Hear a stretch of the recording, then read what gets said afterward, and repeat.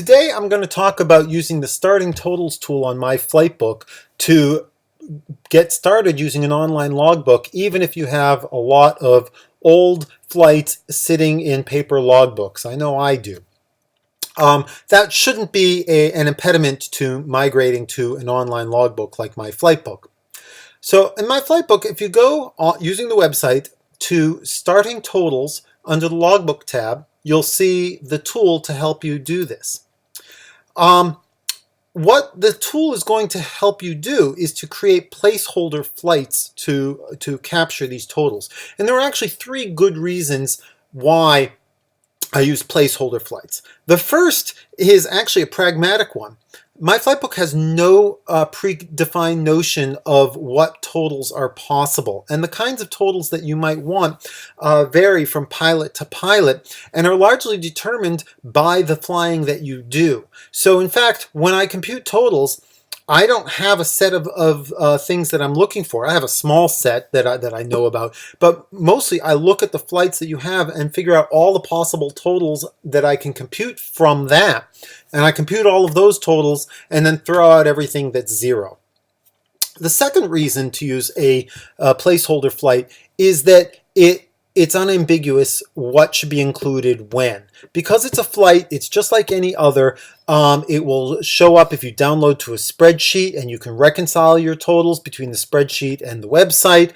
And you also don't get into weirdness where you do a search for a subset of your flights and look at the totals from that, and there's ambiguity about whether the starting totals should have been included or not, or a subset of those starting totals, because you don't know if those totals are stored off to the side somewhere. And the third reason to use placeholder flights is that if you're like me, over time you put in your old flights, so therefore you need to be able to edit the starting totals so that downward, so that you don't double count your time. So if you enter 100 hours of old flights, you want to remove 100 hours worth of starting totals.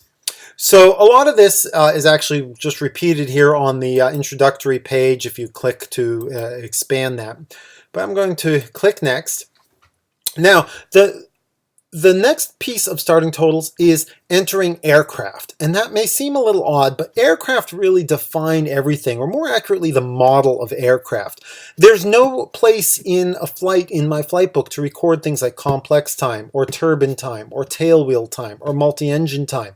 And that's deliberate, because those aren't things that are an attribute of a given flight. They're an attribute of the model of aircraft used for a flight. So that's all driven by the aircraft that is used for a flight. So in this case, I've got two aircraft in the system. The scenario I'm doing here is someone who was a flight instructor years ago, and flew a whole bunch of small aircraft, worked their way up to the airlines, spent years flying 737s, and now they're flying for themselves now and using MyFlightbook. So I'm going to click here on Add Aircraft, or I could go up to the My Aircraft list. They go to the same place. It's no difference. And I can see the two aircraft that I've got in the system right now. But let's say that for my airline career, I was flying 737s. So I'm going to click Add an Aircraft, and I can go into Select a Manufacturer and pick Boeing, and then select a model and pick a 737. But I'm just going to click on the little magnifying glass here and type in 737, and I'm going to pick the Boeing 737-800 from this. Now, over the course of a flying career, I've probably flown more different tail numbers than I can count, and I'm not going to enter all of those. So I'm going to click this box here that says this aircraft is anonymous. And that just says it's a 737, don't worry about what the tail number was. And I'm going to add that. And so now I have an anonymous 737 in my system. And now I want to capture the flying that I did before I was flying for the airlines. And so I'm going to, perhaps I flew some complex aircraft, maybe some high performance aircraft, and a whole lot of piston aircraft that were plain single engine land aircraft like a 172. So what I'm going to do is look here, and there's a special set of models in the system under the name generic. And these are special because they are literally generic aircraft. So here's a generic AMEL complex, perfect for aircraft like a Seneca, which I did my multi-engine in. And because generic is known to the system, it automatically selected the anonymous checkbox, because there are no actual generic aircraft flying in the skies today. So I'm going to add that as another multi-engine, and then I'm going to add a generic single-engine land, generic ASEL, and I'm going to, again, you see that it automatically went to anonymous. It's not going to even let me type a tail number. And let's also add, let's say I've had time in a complex, generic complex. There we go, just single engine land. So like a Mooney. So I'm going to add aircraft. Great. Now I've got some aircraft in the system that represent the kind of flying that I did. So let's go back to the starting totals tool.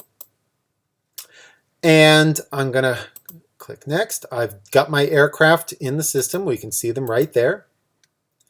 Next.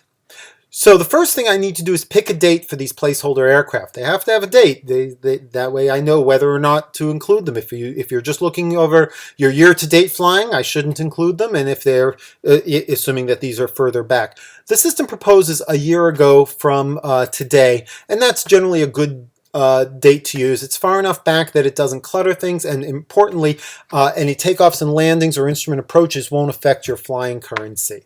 So I'm just going to leave that as it is. Now it says, how would you like to enter your totals? Simple, medium, or detailed? Well, here's the thing. By definition, starting totals are going to be an approximation. The question is, how coarse or fine of an approximation do you want?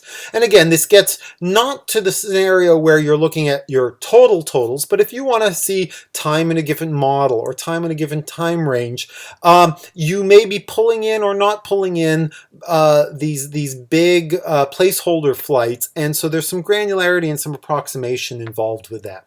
And so the more simple you go, the easier it is to create the starting flights, the placeholder flights. The more detailed you go, you get more accuracy, but it's a little bit more work to figure out how to apportion it.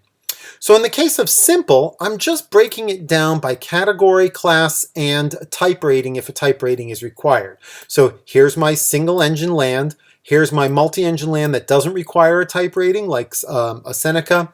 And here's my multi-engine land that does require a type rating, like a Boeing 737. If I go medium, then it goes one level of greater granularity. It's still breaking down the multi-engine the same way because I really only have one of each of those. But you'll notice now my single engine land has broken into two. I have my single engine land without any distinguishing characteristics like complex or high performance or anything like that.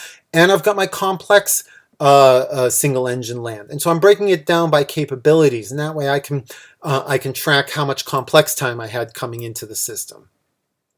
Finally, if I go detailed, it's just going to break it down model by model. So here's my generic AMEL, so that might be good for a Seneca, Boeing 737 time, 172 time, Archer time, generic single engine land, and generic single engine land complex. So in this case, I'm going to go medium. And I can enter for each of these categories my PIC time, my second in command SIC time, my my flight instructor time, and my total time. Now, I limit it to those four for two reasons. One is that those are the most commonly asked questions. You know, how much time do you have? How much total time or how much pilot and command time do you have in a blah? But this is and the other reason I do that is just for clutter. There's just only so much screen real estate here, and there are so many things that you could attach here. But you can, because these are just creating placeholder flights, you can edit those flights to include your night time, your instrument time, your approaches, your landings, any other details that you want. This just gets things going.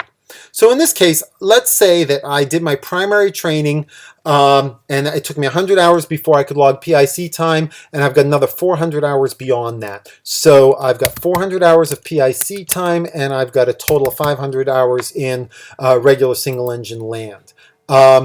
Let's say I've got another 500 hours in complex time, like a Mooney or something beyond that. So I've got 1,000 hours of single engine land time, 500 of which is complex.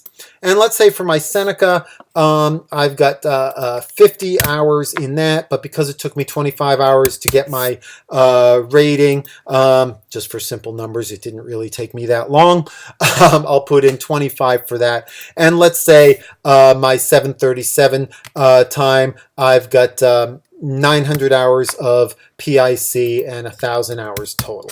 So that's 2,050 total hours there, and 1,825 hours of PIC time spread across these different kinds of aircraft. So if I click next, it's actually going to show me my before and after time, and so I can compare. So if I in this case, I have no flights in my account before I did my starting totals, but if I did, I'd be able to see exactly how it's going to change. And you can see how the numbers I added all add up here. And you notice, for example, the complex PIC time, that's including my 500 hours of Mooney time or generic single engine land complex time, plus my 25 hours of PIC in a multi-engine land non-jet airplane, because of course jet is not complex. And you can see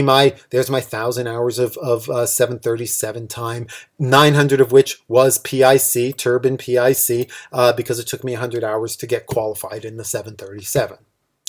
And then I hit finish, and voila, we can see the 4 flights that got created. And if I click here, I can edit any one of these flights at any time, and I can add additional information.